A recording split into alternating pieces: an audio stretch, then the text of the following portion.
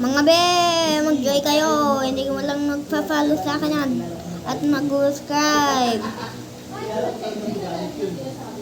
Hindi ko lang. Wala naglalab sa akin. Hindi nyo ba ako nimimiss? Babae lang yung gusto ko. Ayoko ng mga lalaki, mga bastos yun ha. Bawal si Dimo, yung best friend na namin yun. Ay pinsan namin at mag-follow na kayo, mga subscribe.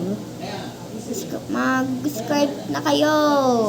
Huwag kayong hindi nag-subscribe.